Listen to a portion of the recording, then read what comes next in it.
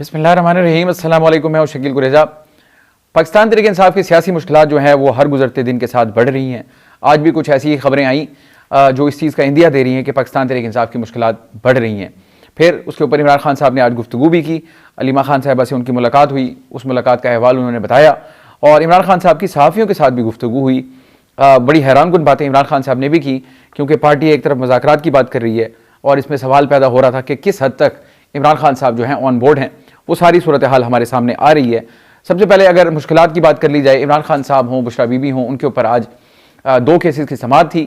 एक उनका जो केस है तोशाखाना 2 का, उसमें आज दोनों पर फ़र्द जुर्म आयद कर दी गई। इसका मतलब यह है कि अब ये केस अपने मंतकी अंजाम की तरफ तेज़ी से बढ़ रहा है और उसका फैसला भी जल्द मुतवक्के है। और दूसरा उनका जो केस चल रहा है वो 190 मिलियन पाउंड का है। उसमें भी उनका दोनों के ऊपर 342 का जो बयान था 342 का, वो उनका रिकॉर्ड हो गया और उसमें जो तरमीम हुई इमरान खान साहब की जानिब से, पहले उनकी जानिब से कहा गया था कि वो अपने गवाहान जो हैं वो उसकी फहरिस्त देंगे, लेकिन आज उन्होंने इस अपनी ये जो चीज़ थी इसको विड्रॉ कर लिया और अब ये कहा गया कि वो अपने गवाह पेश नहीं करेंगे। तो ये जो अब मामला है इसके लिए 17 दिसंबर की डेट जो है जज साहब ने दे दी हतमी दलाइल के लिए। तो ये भी बड़ी तेज़ी से अपने मंतकी अंजाम की तरफ बढ़ रहा है और इशारे जो हैं वो कुछ अच्छे नहीं मिल रहे। तो बहरहाल ये दो केस हो गए। इसके अलावा पाकिस्तान तहरीक इंसाफ के वाइस चेयरमैन शाह महमूद कुरैशी साहब और इसके अलावा उनके साथ यास्मीन राशिद साहिबा, 9 मई का एक केस था लाहौर का, उसमें आज इंसदाद दहशतगर्दी अदालत में उन पर फ़र्द जुर्म आयद हो गई। तो ये अगर उनकी बात कर ली जाए, उनके ऊपर भी यानी टफ टाइम है। फ़र्द जुर्म आयद होने का मतलब यह है कि केस की कार्रवाई बाकायदा अदालती कार्रवाई जो है उसका आगाज़ होगा, फिर सज़ा जज़ा का जो अमल है वो एंड उसका वहाँ पर होता है, यानी कि उनके लिए भी थोड़ी सिचुएशन जो है वो टफ है। अब इन तमाम चीज़ों को देखते हुए पाकिस्तान तहरीक इंसाफ रियलाइजेशन तो उनको है, एक तरफ उनकी कॉल मौजूद है सिविल डिसोबीडियंस की, ये 15 की डेट उन्होंने दी हुई है। तो आज हम 12 इख्तिताम पजीर हो रही है, 2 ही दिन बाकी हैं और उसके बाद वो डे आ जाएगा जो जब उन्होंने वो डेट दे दी है, यानी कि सिविल डिसोबीडियंस को, यानी कि सिविल नाफरमानी की तहरीक जो है उसको शुरू करने का। साथ ही मुज़ाकरात की खबर आ गई कल, जो उसमें बड़ा जोर पकड़ा। आज भी इस पर बहुत सारी बात हुई। सबसे पहले इसके ऊपर बात की उमर अयूब साहब ने। उमर अयूब साहब का मौक़िफ़ है कि हमारी कमेटी बन चुकी है और हम मुंतज़िर हैं हुकूमत की जानिब से इस पर कोई कदम उठाया जाए, लेकिन ताहाल उनकी जानिब से कोई कदम नहीं उठाया गया। इसी तरह बात की आज हुकूमत की जानिब से इरफान सिद्दीकी साहब, जो कि नवाज शरीफ के बड़े क्लोज हैं। अब पहले सूरत हाल ये थी कि तहरीक इंसाफ को जब बात की जाती थी मुज़ाकरात की तरफ आने की, तो वो यानी कि मशरूत मुज़ाकरात की आमादगी ज़ाहिर करते थे।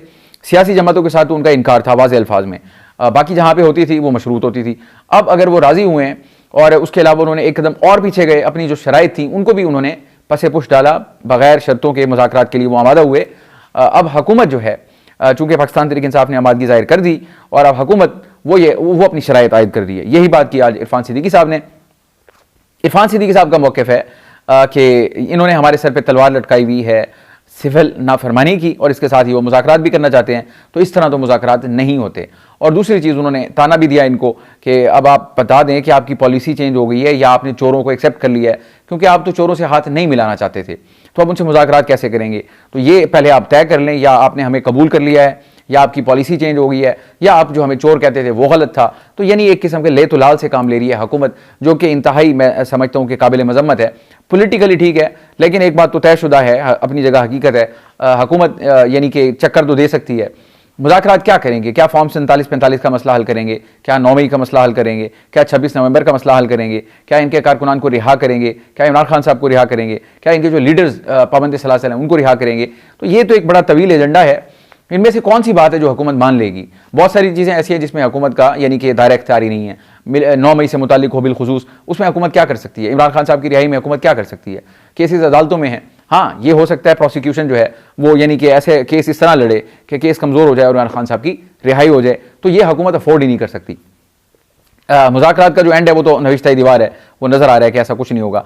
सवाल ये है कि तहरीक इंसाफ क्यों आमादा हुई? सबसे बड़ा सवाल ये है। ऑब्वियसली उनकी अपनी रीजंस है, उनके ऊपर दबाव इस कदर बढ़ चुका है, चाहे वो अंदर से हो चाहे वो बाहर से हो। स्पेस उनका बिल्कुल ख़त्म हो गया है। जो उनके कारकुनान जहाँ बहक हुए उनके दावे के मुताबिक 12, और जो लापता हुए और जो भी कॉल्स दे रहे हैं फेल हो रही हैं, तो आखिर उनको समझ नहीं आ रही कि इमरान खान साहब ने ही बात की थी आइंस्टाइन वाली, doing the same thing time and again and expecting different result is called madness. यानी कि एक ही चीज़ को दोहराते जाएं और नतीजा मुख्तलिफ अखज़ करने की तवक्को रखें, इसको पागलपन कहा जाता है।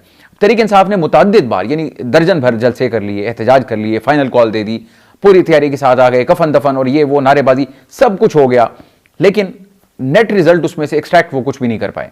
कहीं भी आपको कोई ना स्पेस पड़ा, ना कोई कारकुनान की रिहाई हुई और ना जो इनके अंडरग्राउंड लोग हैं वो बाहर आ सके। मुकदमात उल्टा बढ़ते गए। अभी पुलिस ने रिपोर्ट जमा करवाई थी 2-4 दिन पहले की बात है। वो रिपोर्ट ये थी कि इमरान खान साहब के ऊपर 24 नवंबर की कॉल से पहले इस्लामाबाद में 62 मुकदमात थे और 24 नवंबर के बाद 14 मुकदमात का उन पर इजाफा हो गया। तो ये जो मतलब जो भी स्टेप उठाते हैं उसका फॉल आउट जो होता है वो इन टर्म्स ऑफ नेगेटिविटी होता है, इन टर्म्स ऑफ डिफिकल्टीज होता है, मजीद स्पेस जो है वो श्रिंक होता है, मुकदमात में इजाफा होता है, तकालीफ बढ़ती हैं। तो यानी कोई प्रोडक्टिव चीज उनके लिए हो नहीं पा रही। आखिरकार वो मुज़ाकरात की तरफ आ गए। शिबली फराज साहब ने आज सेनेट में इजहार ख्याल करते हुए कहा, ये मैं हैरान हूं कि पॉलिटिशियन जो है वो यानी कि एक इंतहा पे चले जाते हैं फिर दूसरी इंतहा पे। अब आज शिबली फराज साहब मुखातिब करके जो हुकूमती सेनेटर्स हैं उनको ये कह रहे हैं कि हम आपके कोई दुश्मन नहीं है, ना आप हमारे दुश्मन हैं और सियासी इख्तिलाफ को दुश्मनी में नहीं बदलना चाहिए, आए बैठे हैं मिलकर बात करते हैं। और भाई यही चीज़ आपको यानी करते करते लोग पता नहीं कहाँ से कहाँ मर गए, लेकिन आपने किसी की कभी बात ही नहीं सुनी। आप रवादार ही नहीं होते थे इस चीज़ के कि इनसे सलाम लिया जाए, बल्कि इमरान खान साहब नाराज़ होते थे, नाला होते थे अगर कोई लीडर इनसे मिलता था। ऑन रिकॉर्ड है शेर अफजल मरवत साहब, उनकी ख्वाजा आसिफ से मुलाकात हो गई थी, उसके बाद वो ज़ेर इताब आ गए थे और ज़ेर इताब इतने आए कि उनका नाम दिया गया था चेयरमैन PAC के लिए और वो भी वापस लिया गया। उस पर कंट्रोवर्सी बन गई कि ये तो उनके करीब हैं, उनसे बात करते हैं।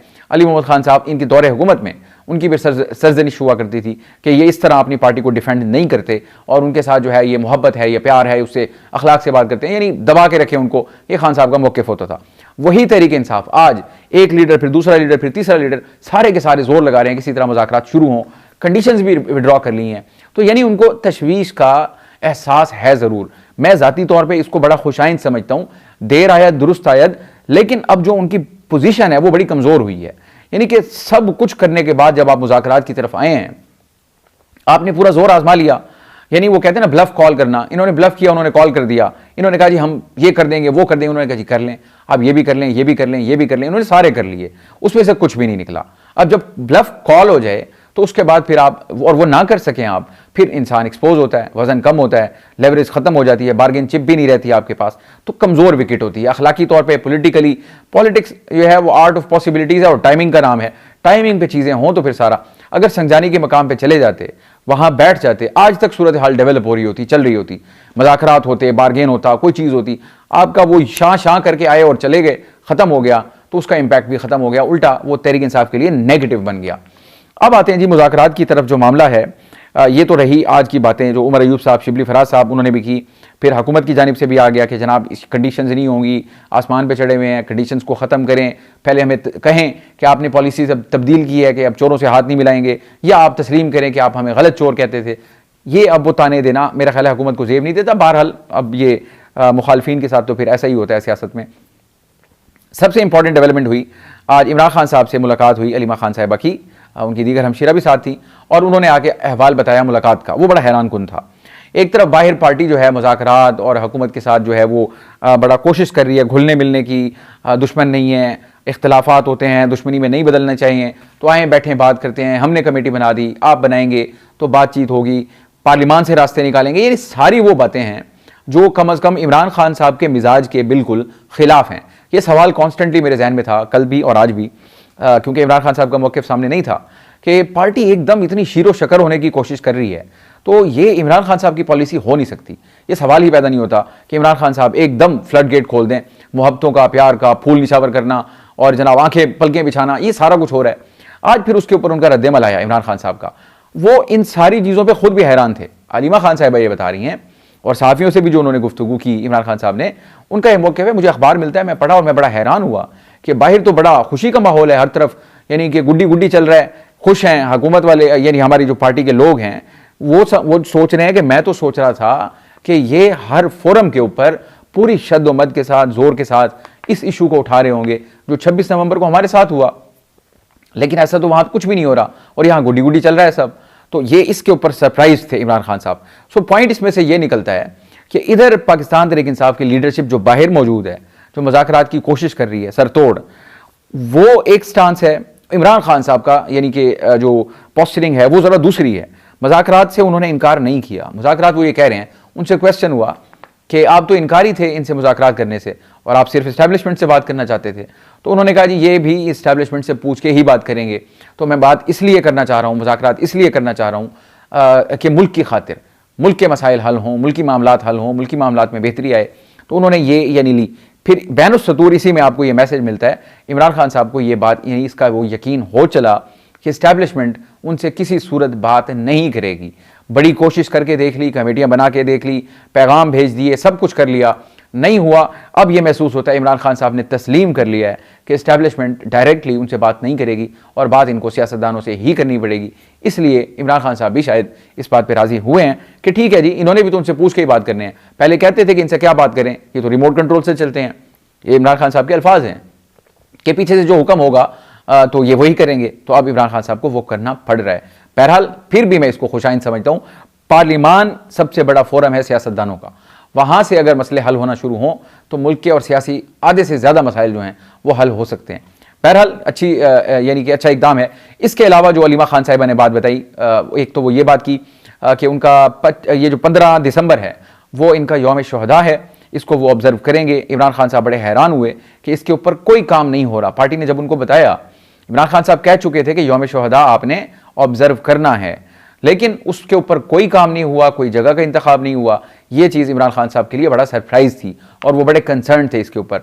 उन्होंने ये कहा कि 15 दिसंबर को आपने इसको ऑब्जर्व करना है, इस डे को, यौम शुहदा को। अब उसके ऊपर काम शुरू हो रहा है, जिम्मेदारियां दे दी गई हैं। और इसके अलावा जो बात की अलीमा खान साहिबा ने वो ये था कि डी चौक का नाम तब्दील करके अब उसका नाम उन्होंने शुहदा चौक रख दिया है, यानी अब डी चौक को पाकिस्तान तहरीक इंसाफ शुहदा चौक के नाम से याद करेगी।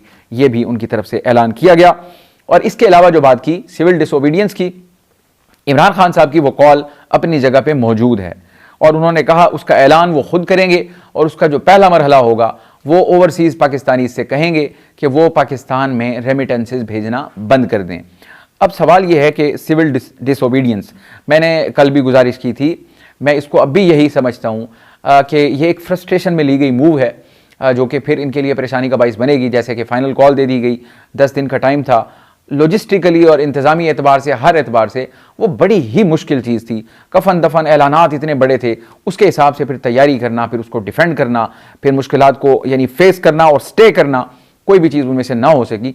अब ये के बाद दीगरे सिविल डिसोबीडियंस की कॉल आ गई, ओवरसीज़ पाकिस्तानी इसको कह देना कि आप पैसे ना भेजें।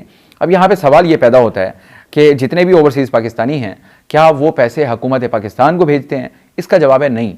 वो 2-3 मद होती हैं जिसमें वो भेजते हैं।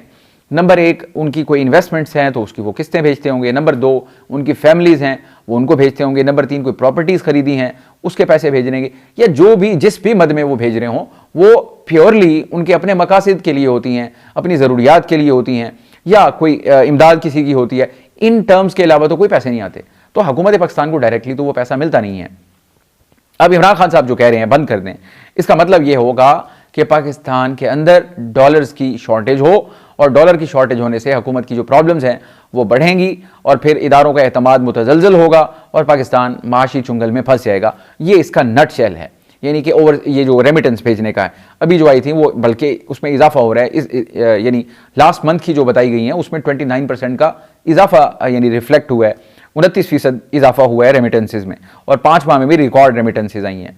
तो ये अब इस तरह की कॉल देते हैं जो अपने मुखालिफ को एक फुल टॉस बॉल देते हैं ताकि वो उसको उठा के छक्का मार दे।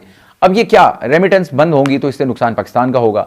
अब इनके ऊपर लेबल लग जाता है, ये हर वो काम करते हैं जिससे मुल्क को नुकसान पहुंचे।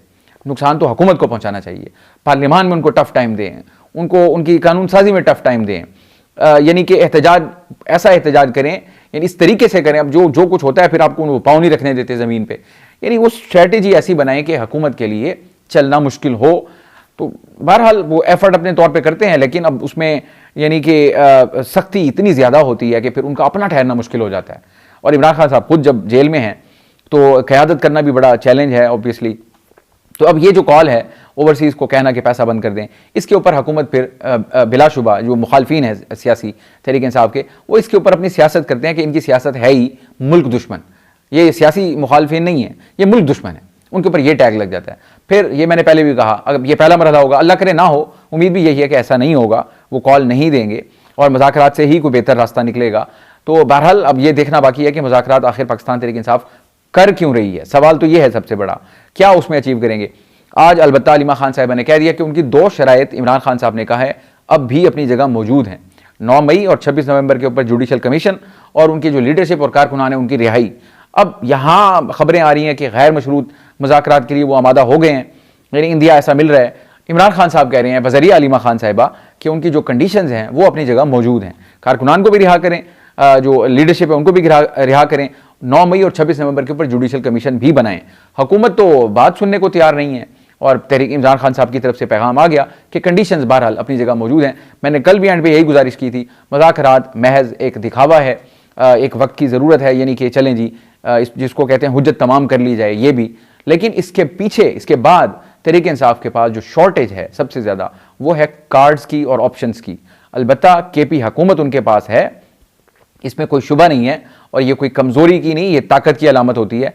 तो अगर वहाँ, या मैं अगर ऐसी कोई बात करूँ, अगर उधर से कोई ऐसा स्टेप लिया जाता है, कोई भी ऐसा, तो मेरा ख्याल है वो मसाइल को फिर 2 गुना नहीं, 10 गुना नहीं, 100 गुना बढ़ा सकता है।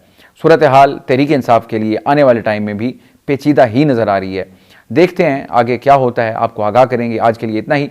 आप हमारी वीडियोस को लाइक कर सकते हैं, चैनल को ज़रूर सब्सक्राइब करें और अपना फीडबैक कमेंट के ज़रिए आप हमारे साथ शेयर कर सकते हैं। इजाज़त दीजिए, अल्लाह हाफ़िज़।